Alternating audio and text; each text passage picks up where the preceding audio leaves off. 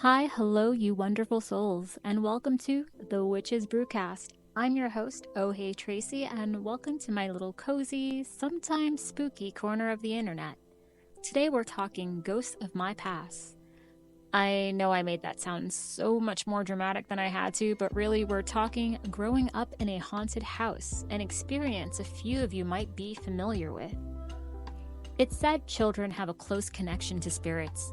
People come up with all kinds of reasons and evidence for this, from their habit of forming friendships with what we can't see, closer ties to their past lives we all eventually grow out of, naivety, innocence attracting entities wanting to befriend or scare their closest target. Now, I don't claim to have the answers, but I know what I believe. I believe as children we can see spirits and entities way more clearly. I believe puberty can bring on a second awakening of this connection that can be as moody as our own flood of emotions. And I believe the older we get, the easier it is to struggle with this connection, especially if you don't practice. What do you believe? You can let me know in the comments in the Q&A here or on my socials at Oh Hey Tracy. But on to the point of this episode. We are going to go over a couple moments that define me as the spooky kid and solidified my spiritual practice and love of the paranormal.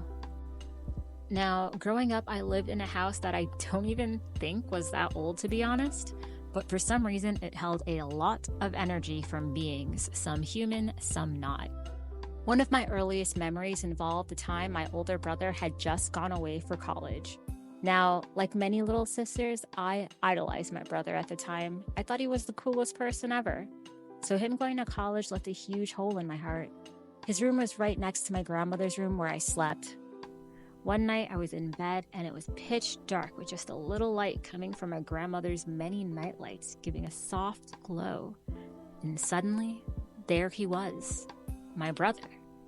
Or rather, a dark shadow version of my brother, complete with his wild hair and big t-shirt, walking right into his room before sticking his head back out and waving at me. I knew this wasn't my brother. Other than the fact that he left for college, the eyes were glowing a soft white color. Clearly not human.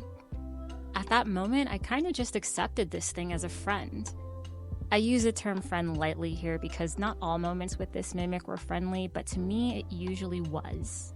I'd see it often, so did my grandmother, but it became a topic few family members wanted to acknowledge or talk about, so at times I thought, am I just going crazy? But I wasn't always alone during every encounter. If you follow me on TikTok, you've heard this story about how a spirit ruined my first boy-girl party. It was a nightmare in the funniest way looking back at it. I remember the excitement I felt getting the okay from my parents and grandmother to take over the basement for our own little party. I'd invite my best friend and her friends who were the so-called popular girls. Looking back at it at age 10, what is a popular girl anyway? Like, they didn't even like me, to be honest. But I also invited the boy I had a huge crush on and his best friend. Now, the girls were used to the stories of my house and kind of saw it as a fun thing you'd inevitably experience almost every time you came over. But the boys had no idea. I remember it was time for pizza, Domino's of course. My grandmother came down with 2 full pies placed in the living room table as we tried to get the old TV to show us something interesting. The boys laughed on as they found my collection of Full House books lining every bookshelf. And then it started. First, it was the sound of footsteps on the stairs. But my grandmother already delivered the pizza, so what now? I kind of assumed she was checking in because of standard nosy grandma moments, but as we all looked to the stairs, we froze. There we saw what looked like my grandma, but only from the knee down, frantically pacing up and down the stairs. We didn't know what to say. I didn't know what to say. We didn't dare approach the mystery legs with no body floating up and down the stairs. After a moment of silence, the girls started to giggle. You know, typical Tracy house. The boys, however, they managed to find the nearest Bible, my grandma's giant one, and held on tight, screaming with their eyes glassing over. They called their parents, and soon it was just me and some of the girls left. Guess who never dated through middle school after that? I mean, I'm sure I wasn't missing much. We were young. Throughout the years in that house, the constant figure was this mimic. If it liked you, the tricks were lighthearted, and if it didn't, well, it could copy anything from the latest horror movie previews it caught you watching to just nasty little jokes to freak you out. Thankfully, I was on its good side for most of my childhood, so the stories were pretty tame most days. I recall a time my best friend came over, and as we were upstairs on the top floor, probably practicing dance moves from the latest TV pop group, my grandma called us down for dinner. Strange, because it was only about 3 p.m., so definitely not dinner time. We went to the stairs and looked down, and there she was calling us over. My friend was the first to notice she wasn't making eye contact with us as she waved us down. So I, being Casper's best friend, figured, fine, let's follow. So we slowly went down the stairs, and as we turned the corner to my grandmother's floor, we noticed she, or whatever was pretending to be her, made a turn to the infamous bedroom my brother's shadow figure also went to, a room that would become known as the most active in the house. We turned and froze.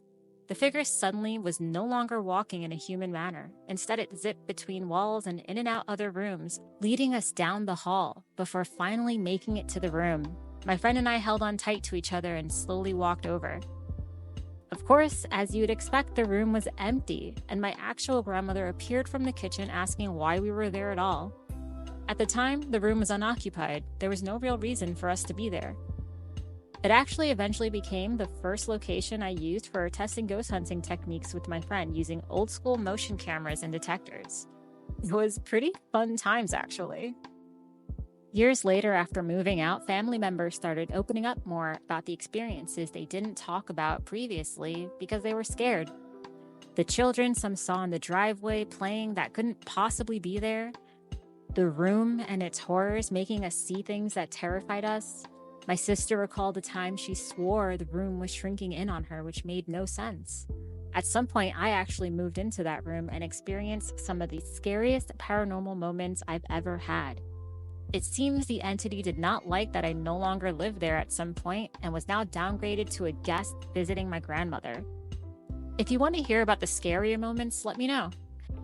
I'm talking everything from the time I'm pretty sure I was possessed, to the time it locked me in the room while playing cruel jokes, while simultaneously my grandmother saw what she thought was me crawling into her bed. Things could get really crazy sometimes. Sometimes I wonder if the current residents experience any of these things.